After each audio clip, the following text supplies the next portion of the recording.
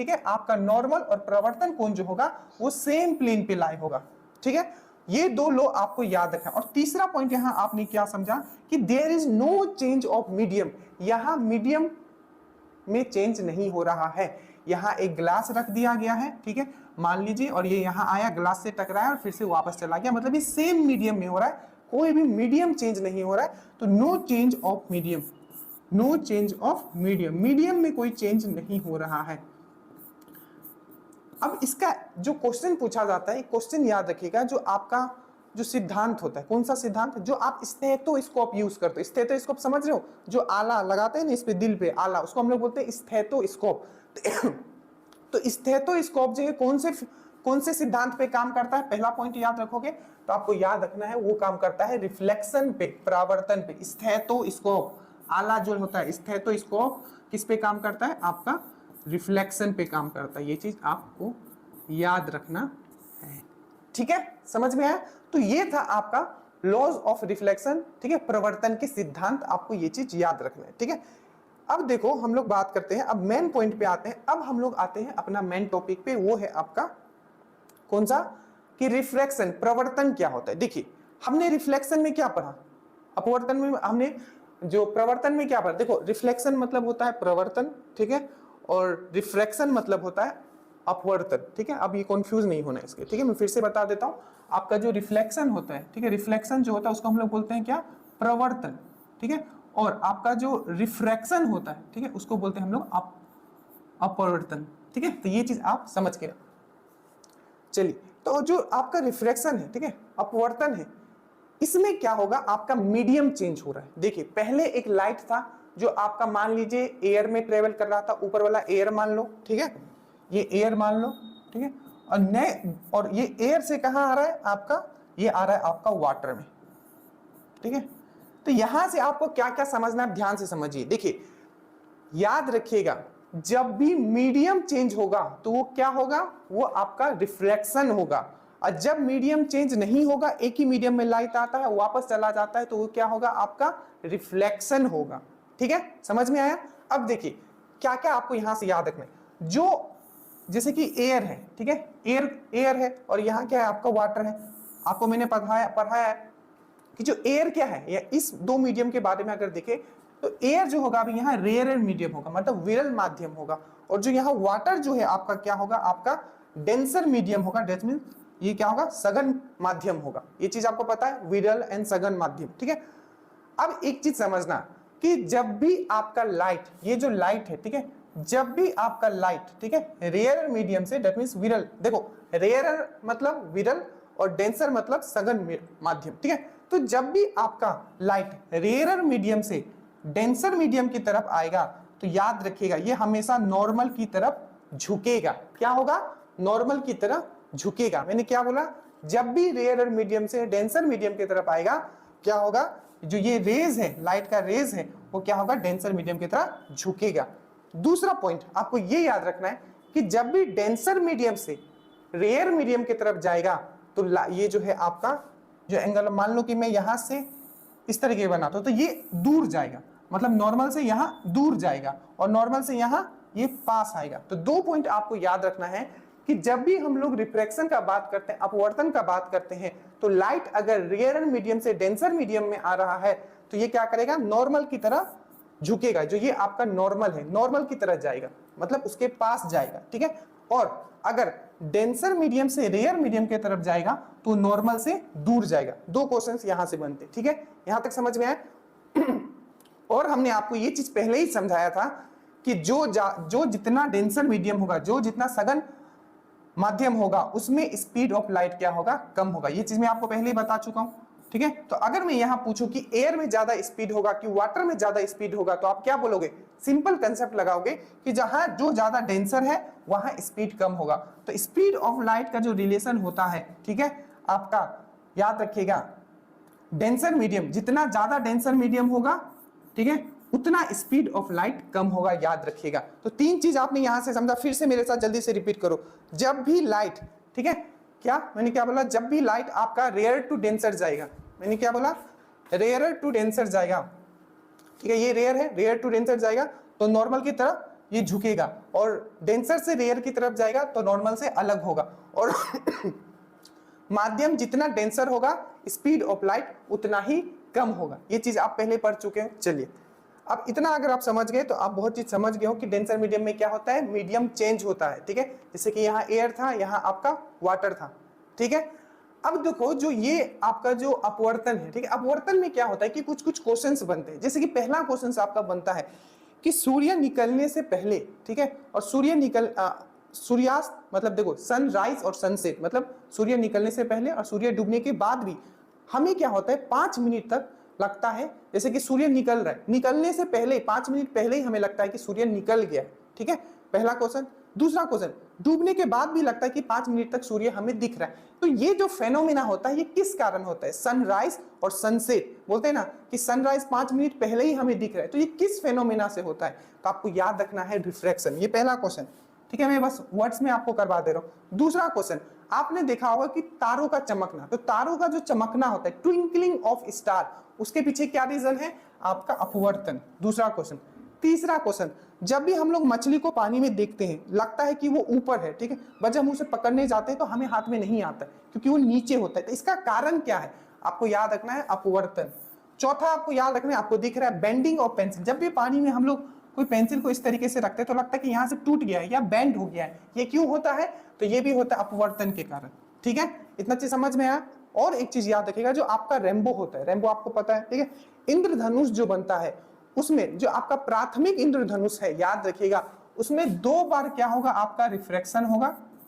2 बार refraction मतलब 2 बार अपवर्तन होगा और 1 बार आपका क्या होगा, टोटल इंटरनल रिफ्लेक्शन होगा, ठीक है। तो मतलब 2 बार रिफ्रैक्शन होगा और 1 बार आपका रिफ्लेक्शन होगा, मतलब 2 बार आपका अपवर्तन होगा और 1 बार आपका प्रवर्तन होगा। और प्रवर्तन भी कैसा वाला, पूर्ण आंतरिक प्रवर्तन, that means total internal reflection. तो अगर आपको कोई पूछे कि जो आपका प्राथमिक रेनबो है उसमें क्या होता है, तो 2 बार आपका अपवर्तन होता है, दैट मींस रिफ्लेक्शन होता है, और 1 बार आपका पूर्ण आंतरिक रिफ्लेक्शन होता है, that means total internal reflection होता है। और मैंने बताया सनराइज और सनसेट जो होता है, ठीक है, 5 मिनट पहले और बाद तक हमें दिखता रहता है। दूसरा फिश वाला मैंने कंसेप्ट समझाया। नेक्स्ट आपको समझाया बेंडिंग ऑफ पेंसिल वाला, ट्विंकलिंग ऑफ स्टार वाला और रेनबो वाला। ये याद रखिएगा, डायरेक्टली क्वेश्चन छपते हैं। अगर आप थोड़ा भी सीरियस स्टूडेंट हो तो आपको पता होगा कि मैं क्या पढ़ा रहा हूं, ठीक है। तो अब अगर ये चीज आप समझ गए, ठीक है, कि आपतन कौन हो गया, अपवर्तन कौन हो गया यहाँ, ठीक है। अब देखो नेक्स्ट पॉइंट जो आपको समझना है, देखिए नेक्स्ट जो पॉइंट आपका क्वेश्चन बनता है वो बनता है कि जब भी जो आपका लाइट ट्रेवल करेगा, मान लीजिए रेयरर मीडियम है, ठीक है, ये डेंसर मीडियम है, तो जब लाइट ट्रेवल करेगा रेयरर मीडियम से डेंसर मीडियम में, मतलब माध्यम यहाँ चेंज हो रहा है, तो क्या क्या चेंज होता है। तो पहला याद रखिएगा, जब भी लाइट, ठीक है, एक मीडियम से दूसरे मीडियम में जाएगा, चाहे वो रेयरर मीडियम से डेंसर मीडियम में जाए, चाहे डेंसर मीडियम से रेयर मीडियम में जाए, क्या क्या चेंज होगा। तो याद रखिएगा डायरेक्शन, मान लीजिए ये यहाँ इस था बट सेम डायरेक्शन में इसको तो सीधा आना चाहिए था, तो आप क्या हो गया, इस इधर घुस गया, मतलब नॉर्मल की तरह उधर चला गया, मतलब डायरेक्शन ऑफ जो लाइट होगा या वेव होगा वो चेंज हो जाएगा, पहला पॉइंट। दूसरा, जो लाइट होगा उसका तरंग दैर्घ्य, दैट मींस वेवलेंथ चेंज हो जाएगा। तीसरा, इसका स्पीड चेंज हो जाएगा, सिंपल सी बात है, एयर में ज्यादा स्पीड होगा और जो आपका वाटर में होगा इसका स्पीड कम जाएगा, दैट मींस स्पीड भी चेंज हो जाएगा। आयाम इसका चेंज हो जाएगा, इसका जो एम्पलीट्यूड होगा, मान लीजिए कोई वेव है, कोई वेव है, तो यहां से यहां तक तो हम लोग क्या बोलते हैं, आयाम बोलते हैं, ठीक है, यहां तक के, और इसको हम लोग आयाम बोलते हैं, एम्पलीट्यूड बोलते हैं वेव का। तो जब भी कोई वेव एक मीडियम से दूसरे मीडियम में चेंज करेगा उसका आयाम, दैट मींस वेवलेंथ भी आपका चेंज होगा, और साथ साथ उसका जो डायरेक्शन चेंज होगा, वेवलेंथ चेंज होगा, स्पीड चेंज होगा और एम्पलीट्यूड। डायरेक्शन मतलब दिशा चेंज होगा, वेवलेंथ मतलब आपका तरंग दैर्घ्य चेंज होगा, स्पीड मतलब उसका चाल चेंज होगा, और एम्पलीट्यूड मतलब क्या होगा, उसका आयाम भी चेंज होगा। क्या चेंज नहीं होगा, तो याद रखिएगा फ्रीक्वेंसी जो है, दैट मींस आपका आवृत्ति जो है कभी चेंज नहीं होगा, ठीक है। देखो हम वो पढ़ा रहे जो एग्जाम में पूछा जाएगा, ठीक है, समझाते हुए वो चीजें बताई जा रही है जो डायरेक्टली एग्जाम में पूछे जाते हैं। और ये चीज मैंने आपको बता दिया कि जब भी प्रकाश विरल माध्यम से सघन माध्यम में जाता है, दैट मींस जब भी रेयरर मीडियम से डेंसर मीडियम में जाएगा, ठीक है, तो जो लाइट वेव होगा किसकी तरफ झुकेगा, तो ये नॉर्मल की तरफ झुकेगा। कहां जाएगा, नॉर्मल की तरफ झुकेगा। और जस्ट इसका उल्टा अगर मैं बोल दूं तो डेंसर मीडियम से अगर रेयर मीडियम की तरफ जाए तो मतलब सघन माध्यम से विरल माध्यम में जाए तो जो ये लाइट रे है अगर इधर से इधर जाता है तो ये इधर भागेगा, मतलब नॉर्मल से दूर भागेगा। ये कंसेप्ट याद रखिएगा, ठीक है। तो यहां तक आप समझ गए। अब नेक्स्ट पॉइंट जो आपको याद रखना है, ये चीज मैंने आपको समझा दिया, लॉज ऑफ रिफ्लेक्शन, प्रवर्तन के सिद्धांत क्या होते हैं। अब आपको याद रखना है स्नेल लॉ, ठीक है। स्नेल बाबा ने क्या कहा था, क्योंकि यही लॉ आपको क्वेश्चन सॉल्व करवाएगा। देखिए स्नेल बाबा ने क्या कहा कि जब भी लाइट, ठीक है, जब भी लाइट, ठीक है, एक मीडियम से दूसरे मीडियम में जाएगा, जैसे कि रेयर मीडियम है या डेंसर मीडियम है, एयर और ग्लास है, ठीक है, यहां भी एयर है, मैं इसको लिख देता हूं, यहां एयर है, ठीक है, और नीचे आपका ग्लास, ये आपका ग्लास है, ठीक है। फिर से यहां एयर है, यहां आपका ग्लास है, यहां एयर है और यहां वाटर है। अब ध्यान से समझना कि स्नेल लॉ क्या बोलता है। स्नेल लॉ ये बोलता है कि जब भी, ठीक है, लाइट ट्रेवल करेगा, ठीक है, रेयर मीडियम से डेंसर मीडियम, तो जो कंडीशन बनेगा साइन ऑफ एंगल आई, मतलब एंगल ऑफ इंसिडेंस जो है, ठीक है, एंगल ऑफ इंसिडेंस मतलब आपतन कोण, ठीक है, और ये हो गया आपका अपवर्तन कोण, ठीक है। ये चीज जो मैंने अभी आपको यहां बताया था ना, ये देखिए, यहां देखिए, इसको क्या बोलते हैं, आपतन कोण, ठीक है, हिंदी वाले लोग देख ले। और नीचे वाले को क्या बोलते हैं हम लोग, अपवर्तन कोण, ठीक है।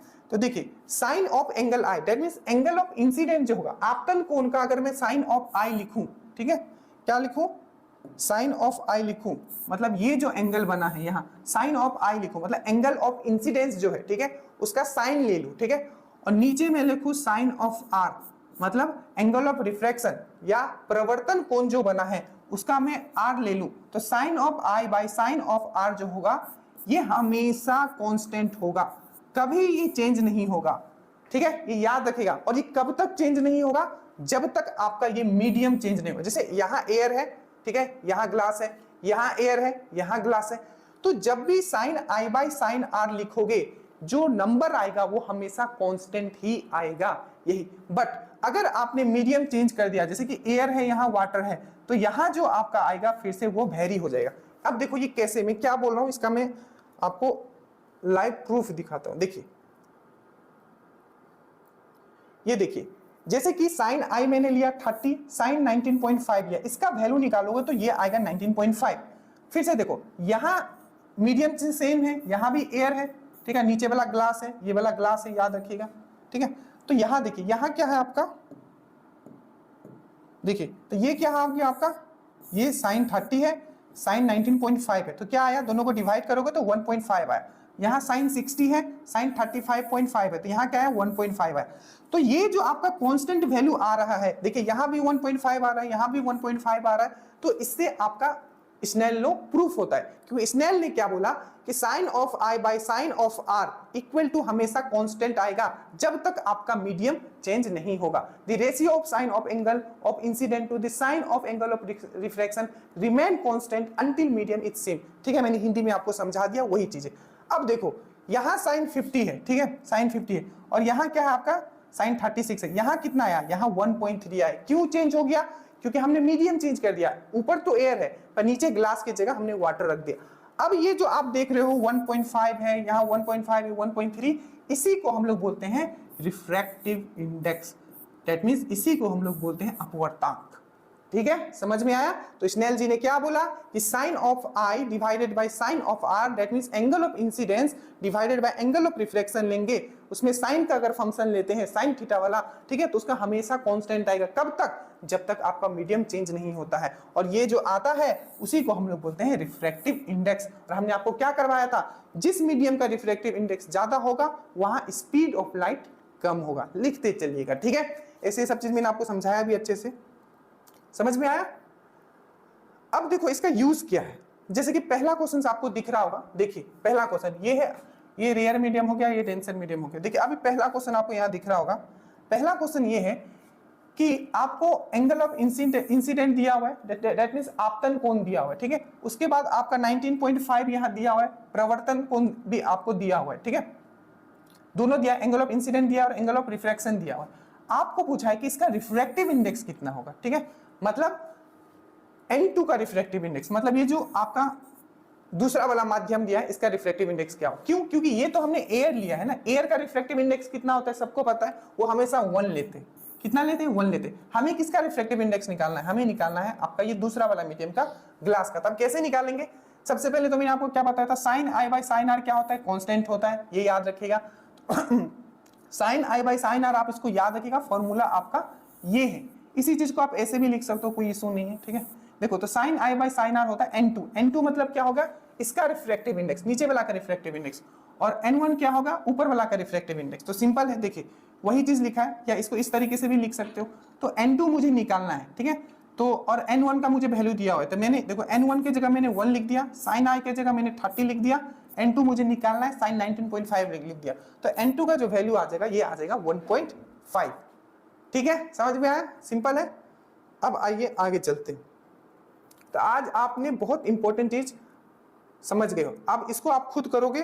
देखिए मैं आपको पॉज करो, अब मैं बता देता हूं हिंदी में भी, ठीक है। देखो, light passes from air to glass, ठीक है, वही है, यहाँ एयर है, ठीक है, एयर से ग्लास की तरफ जा रहा है, ठीक है।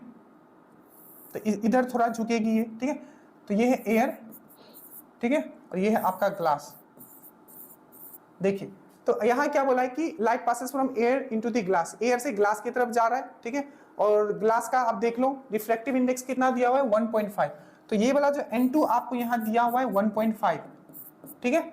और light passes from into glass 1.5 and an angle of 50 degree, ठीक है। तो 50 डिग्री आपको क्या देके रखा है? 50 डिग्री आपको देखे रखा है एंगल ऑफ आई, ठीक है। और क्या बोला? एंगल ऑफ रिफ्रैक्शन निकालना है। तो एंगल ऑफ रिफ्रैक्शन आपको निकालना है, मतलब आपतन कोण दे रखा है, अपवर्तन कोण आपको निकालना है, ठीक है। तो आई आपको 50 दे के रखा है, n2 आपको 1.5 दे के रखा है, ठीक है। और आपको अपवर्तन कोण आपको निकालना है। सिंपल है, ठीक है। कैसे निकालेंगे अभी मैंने आपको समझाया। देखिए यहाँ आई मुझे दिया हुआ है, n1 मुझे दिया हुआ है, n2 मुझे निकाल दिया हुआ है, n2 मुझे दिया हुआ है, और r मुझे निकालना है। तो सिंपल है, आपको पता है n1 कितना होगा? n1 एयर का रिफ्लेक्टिव इंडेक्स कितना होता है? 1 होता है। तो वही है n1 sin 1 n2 sin r। तो n के जगह मैंने 1 रख दिया, sin i के जगह मैंने 50 रख दिया, n2 के जगह 1.5 रख दिया, और r मुझे निकालना है। तो r का वैल्यू कितना हो जाएगा? 25.4 डिग्री हो जाएगा, ठीक है। ये चीज आपको याद रखना है। यहाँ थोड़ा कैलकुलेशन थोड़ा यूनिक हो सकता है, बट वहां थोड़ा कैलकुलेशन इजी वाला क्वेश्चंस भी आ सकता है, ताकि आप विदाउट कैलकुलेटर कर लो, ठीक है। देखो जितना मैंने समझाया ये थोड़ा ऊपर है, ठीक है, इससे नीचे ही आएगा। अगला बार जो क्वेश्चन आया था ये पूछा था कि जब एक मीडियम से दूसरे मीडियम में जब लाइट जाता है तो लाइट क्या होता है? अपना जगह चेंज करता है। तो इसको हम लोग क्या बोलते हैं? तो इसको हम लोग अपवर्तन बोलते हैं, रिफ्रैक्शन बोलते हैं, ठीक है। तो बेसिक क्वेश्चन पूछे गए थे, ठीक है। देखो मैंने light is travel from air to denser medium, ठीक है, having an incident 30 and 90, find the refractive index of the medium। मैंने अभी समझाया था, ये इसका क्या होगा? इसका हो जाएगा 1.5।